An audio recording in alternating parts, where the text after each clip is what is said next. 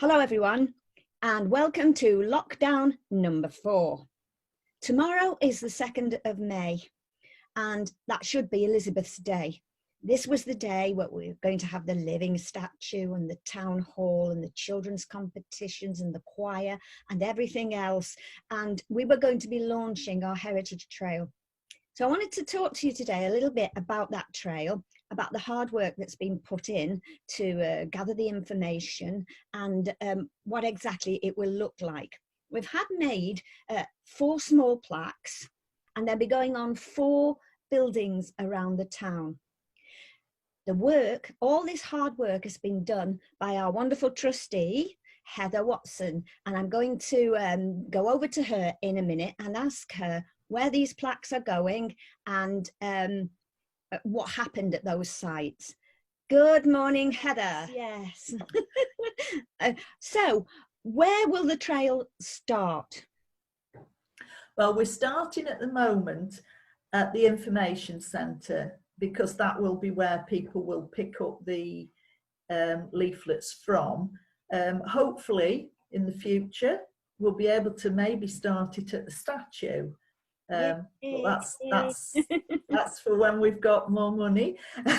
So we'll start at the information centre, and the first place on the route really of major interest where we are hoping to put a plaque when we're able to get out and do that is Moody Hall, which was where Elizabeth moved her school to from Worsley.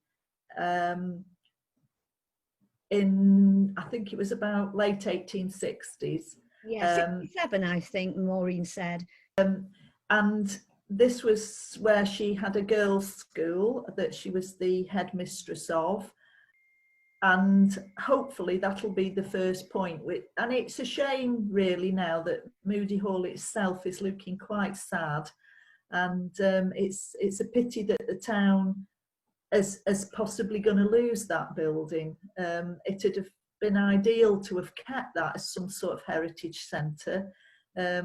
It's to be hoped maybe there's somebody out there who will step in and put some pressure on or some money forward to try and help save that site as a site in remembrance of Elizabeth.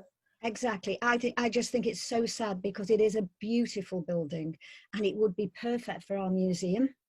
If we had our museum there, we could have a whole section on Elizabeth and her work that would be there permanently. And our statue, of course, would look beautiful in front of the building, wouldn't it? Yes, yes. And of course, the museum desperately needs a larger home, and it would be a perfect position. And it would really impress people about Congleton if they had that sort of a facility right in the centre of town. The trail will then take you around various places of interest. It includes not just places connected with Elizabeth, but places connected with Ben Elmy, because as people who've visited this site before know, they very much acted as a couple in all the political work that they did and in their ideas and thinking about how people should be treated. So we also visit places that are connected with Ben, such as the mills that he had. So I think the first mill that he had was in Booth Street, which people will know as being the street that runs alongside the cricket ground and has a chip shop on the corner, and it is behind there that he would have had the first mill.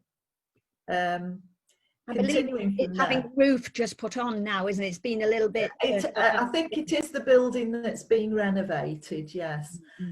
We come round back into the town and make our way down to Mill Street.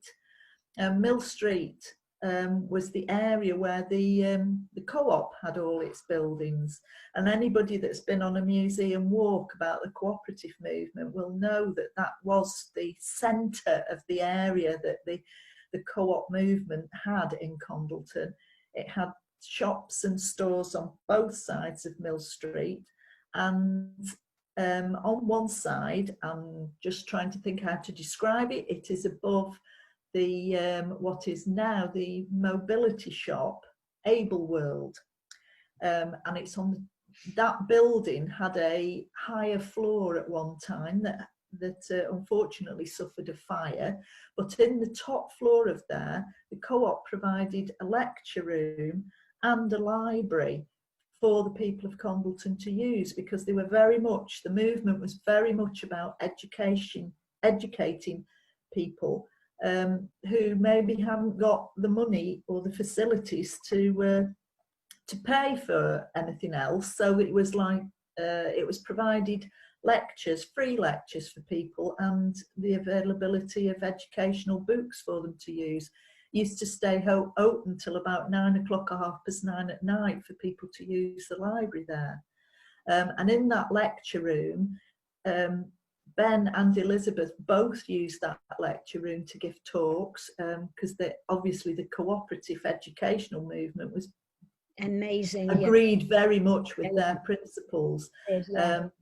One of the main talks that Elizabeth gave there was a lecture on Alfred Lord Tennyson, the poet, which she gave quite a long talk about him and apparently packed the house out. So I'd be there. So that is one of the places that we've put a plaque on, the co-op buildings there, because that was quite major in their lives. We make our way across. We're very pleased as a group. Sorry, Heather. We're very pleased as a group that the co-op are supporting us with this, because you know they understand Elizabeth's links with the co-op movement and how important the Elmys were in that. You know, with the education of the mill workers, particularly, they were very philanthropic, if you like. They were very concerned about their workers, particularly their women. Is that correct? Yes. Ben was one of the people that I think Maureen mentioned in your last talk, that Ben was one of the people that paid wages directly to his women workers, which I shouldn't have thought endeared him much to other mill owners. But they were also very concerned with family planning, weren't they? They did. Yes, they did give talks, disguised as talks very much about the birds and bees, but were basically sex education talks. Yes, they were. Yeah, brilliant, brilliant. Well before their time. So where do we go from there? We carry on and head towards Salford Mill, which people will know now as Jantex. And at Salford Mill, we're hoping to put another plaque there, because this is where Ben and Elizabeth invited Charles Bradlaugh and Annie Besant to come and give a lecture. Now, these two people were leaders of the British Atheist Society, and therefore were not popular at the time with people of the establishment, shall we say. So when they tried to book lectures in the town hall were not too pleased to have these sort of talks going on there. But Salford Mill offered them space to give the lectures, and so that was where these talks took place. But obviously, people in the town who were churchgoers and such like were not pleased about the talks either, and led protests. And there was talks on 2 nights at Salford Mill, and on both nights there was protesters outside shouting, heckling, throwing stones, etc. On the first night, Annie Besant got hit with a stone, and on the second night, Elizabeth herself got hit on the head with a stone that cut her. And these hecklers followed them all the way back through Congleton Park to their home at Buglawton, where they were staying. So it was quite riotous, really. So that's another place that we're putting a plaque. They're brilliant. I mean, it needs one there, doesn't it? I mean, I love that story. I can just see the 5-foot-high little Elizabeth standing against this crowd. Well, there was nothing to stop her, was there? Nothing at all. No, no. Where do we go from there? We travel through the park now and go into the Buglawton area of the story. Ben had 2 mills in Buglawton, Eaton Mill and Albion Mill. Eaton Mill doesn't exist anymore at all. It's now the car park for Siemens, right by the footbridge that people will know between Havana Street and Riverdane Road across the Dane. So that stood right on the banks of the Dane there, and in fact had a water wheel. If you look on the old maps, you can actually see the runoff from the Dane of the channel that was created to run water through to the water wheel for Eaton Mill. Wow. Albion Mill is a bit further down Havana Street. It used to be Naturecraft. People will still see the Naturecraft name on the building. Now, obviously, the building there is not necessarily the entire old building because there are new parts of that, but especially if you go to where the cars park at the side of that building, you can see buildings round the back, and you can look at the brickwork and see that some of those buildings are quite obviously a lot older and were probably part of the mill complex. Where the cars do park, there was a house there. It had quite a nice house with a vinery and a greenhouse and everything attached to the mill. And again, that had room for talks, and Ben used to let various societies and groups give lectures in Albion Mill, and there were 1 or 2 adverts in the local papers advertising talks at Albion Mill. One of the groups that made use of it was the Primrose League, which was attached to the Conservative Party, but interestingly was one of the earliest political groups to give, as it were, women their own affiliated group. That is very interesting. To the political party. Yeah, and I think that's one of the things that I love about Elizabeth, is that she tried to keep politics out of it. She never ever, well, I don't think she was ever a member of a political party. She worked with whoever was willing to, you know, stand up to the mark about equality and women's rights, wasn't she? Am I right? Yes. So anyway, carrying on with the trail, we make our way up to the Buxton Road, and people will know the church house. If they go past the church house, there's a gabled house just past there that faces the end of Havana Lane Street. Get them but they can't miss this gabled house. I think people may have known it because they've possibly seen in the past, I think somebody ran a milk round from there. But it's quite a large building, and it's now 3 separate houses.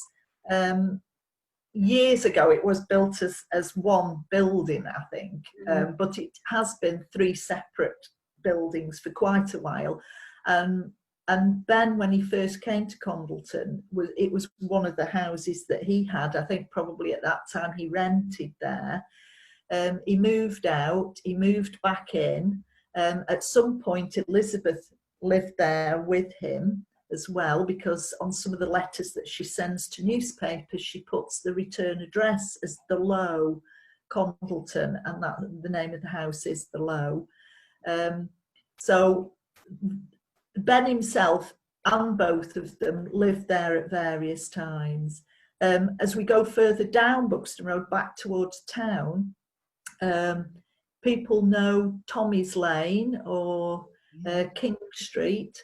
They will know that Buxton House is on the corner of King Street and Buxton Road, and it's where they'll see the post box in the wall at the front. And that house is now 2 separate houses currently.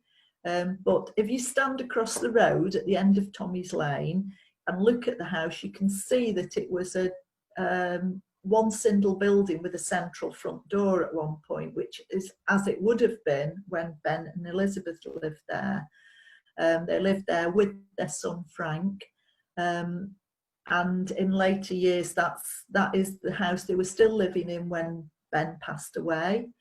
And Frank and Elizabeth continued to live there afterwards, and it is there that in 1918 Elizabeth had the accident of falling down the stairs, and she had to be moved into a nursing home in Manchester, which is where she died in the March of that year. Interesting. But again, that is where they spent a bulk of their life. And if you just walk down a few doors and past the Throssell's Nest, there was a post office just past there. Well, obviously, Elizabeth sent thousands of letters. Her major way of campaigning was to correspond with any people in a position of being able to push the work that she was advocating. So she wrote to, leaders of groups, politicians, other women in the movement, and we know from records that there were thousands of letters coming into her and going out from there. So one can only presume that it was just a few steps down the road for her to go to the post office there. Lots of stamps to lick there though, Heather, wasn't it? Well, this is it. No emails or Zooms or Skypes or anything then. Can you imagine what she would have been like if she'd have had the technology that we're using today? Gosh, she'd have taken over the world, wouldn't she? To be honest, the amount she got done and the areas that she dabbled in, I cannot think that she can have done any more than she did. The more I look into her life, the more I realise that she mustn't have had a second where she wasn't thinking about the projects that she was dealing with at the time. Yeah.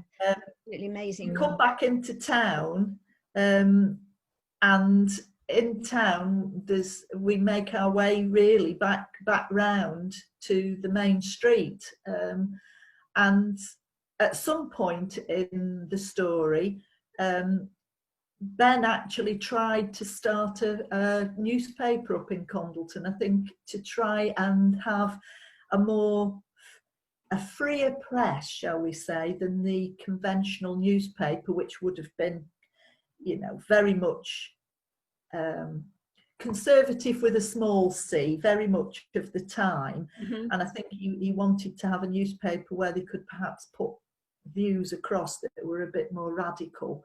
Yep.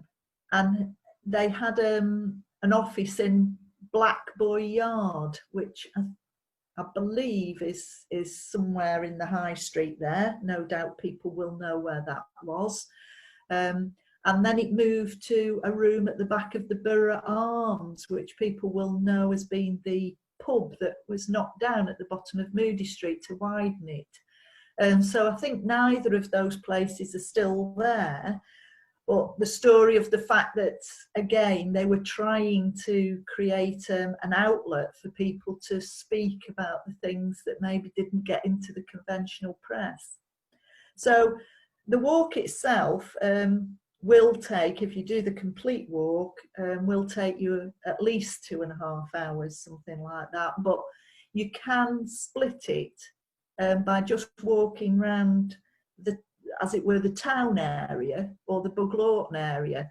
And you can do that by the fact of when you go through Congleton Park, instead of going out towards Riverdane Road and Buglawton, you can cut across the playing field and across the bridge of the river and come out at St Stephen's Church. And as you can see, that will split the walk into 2 loops. Brilliant. So, and that obviously makes it easier to do a shorter walk, or, if you haven't the time on the day, even if you can manage. But I would like to say, in all the research I've done with this, is to thank the library as well for the amount of material that there is there to research. The use of the archive material that they have facilities on their computers, and the fact that they have copies of the old Ordnance Survey maps available in the library to look at, as well as the microfiche of local papers, etc. So thanks go out to the facility of Congleton Library. It is a brilliant library, isn't it? And, and they are always so accommodating and so helpful, as is the museum. I mean, they have been brilliant with us as well. They've lent us their wonderful displays of Elizabeth's work several times, just back us, and that's wonderful. So we need to thank them as well. But most of all, we need to thank you, because you've done some tremendous work.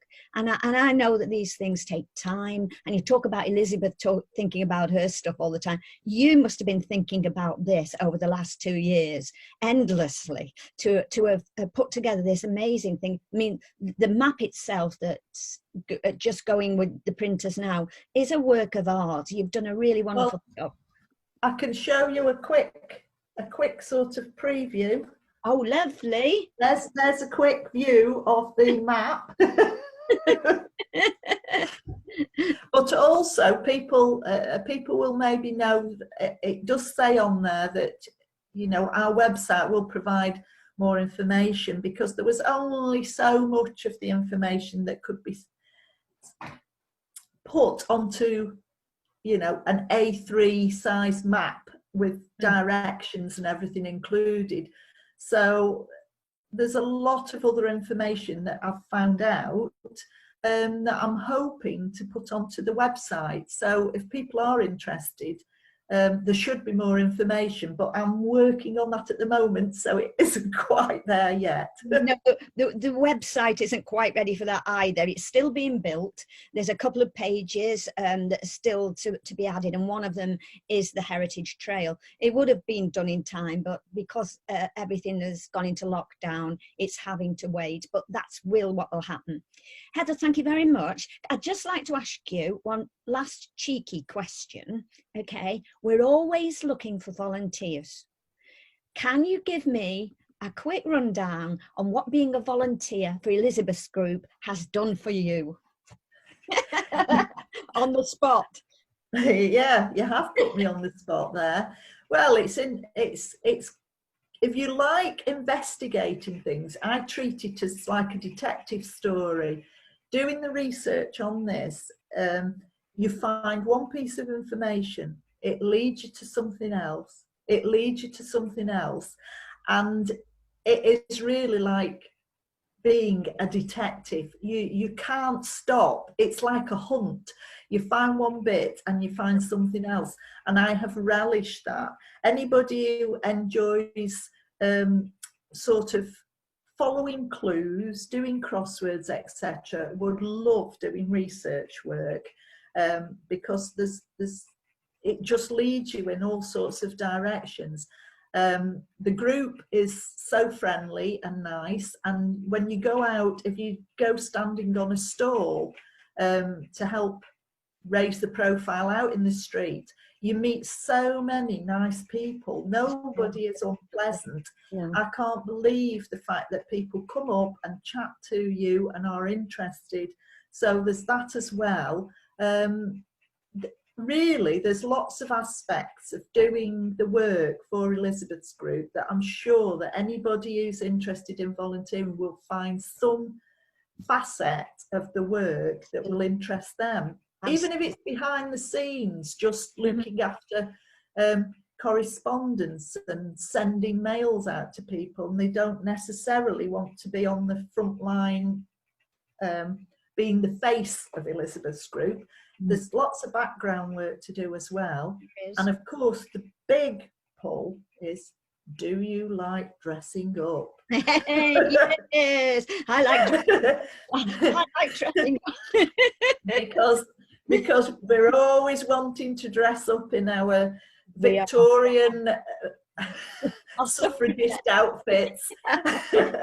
Look, Heather, it's been lovely and fascinating talking to you, and I know you've only told us a little bit of what you've found out. Thank you for coming along and chatting to me this morning, and everybody, keep well, keep thinking about Elizabeth. There's lots and lots to think about. Keep thinking about our lovely statue, and we'll see you all when the lockdown is finished. Thank you very much.